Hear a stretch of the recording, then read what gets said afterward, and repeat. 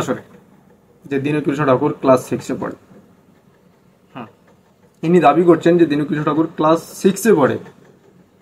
তবে প্রথমত আমি আপনাদেরকে একটা কথা বলি যে আগে এনার মুখে শুনে নিন ইনি কি বলছে।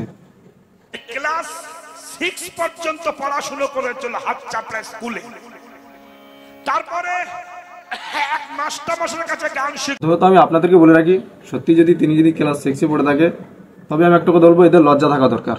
হ্যাঁ, এরা এই মুখ নিয়ে আসরে উঠেছে কেন? হ্যাঁ, এরা এই মুখ নিয়ে এবং সেই ক্লাস 6-এ পড়া সেই ব্যক্তির নামে বদনাম করছে কোন মুখ নিয়ে? যেখানে তার সামনে যেতে এদের ভয়, যেখানে এরা তার সামনে যেতে তারা এরা ভয় পায়। অন্তত যে আসরে আসছে সেই আসরে এদের যেতে ভয় পায়, এদের প্যান্টে পেচ্ছাপ বেরিয়ে আসে। এইখানে বুঝে নিতে হবে যে একজন ক্লাস 6-এ পড়া ব্যক্তি আজ এই সমাজে কি করতে চাইছে। আপনাদের মতন না, আমি এখনো বলছি আপনাদের লজ্জা থাকা দরকার। আর যারা এইসব ব্যক্তিদেরকে আসরে ডাকছে তাদেরও লজ্জা থাকা দরকার যে আজ এইসব ব্যক্তিদের জন্য বা এইসব কীর্তনাদের জন্য আমার এই সমাজের মানুষরা আজ বিপদের সম্মুখীন হচ্ছে।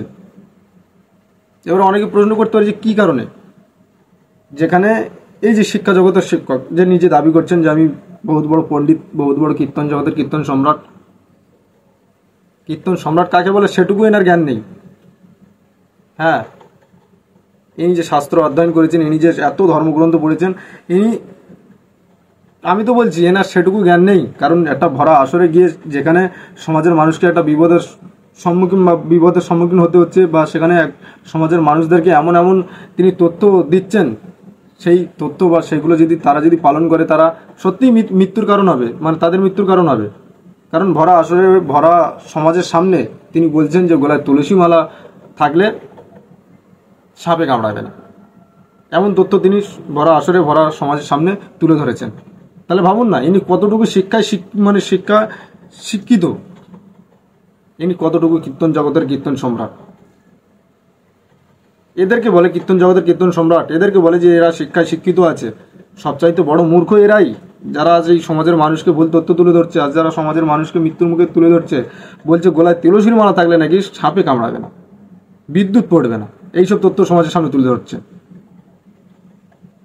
তাহলে এখানে প্রমাণ হয়ে যায় যে সবচাইতে বড় মূর্খ হচ্ছে এই যে।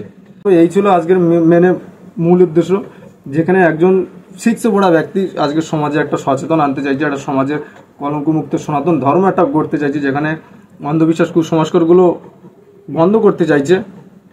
যে এইগুলো যতদিন থাকবে আমার এই সমাজের মানুষ মৃত্যুর মুখে পড়বে বা আমার এই সমাজের মানুষ ধ্বংস হয়ে যাবে। সেই জায়গায় দাঁড়িয়ে ইনি তাকে অপমান করছে এবং সমাজে ভুলভাল তথ্য তুলে ধরছেন।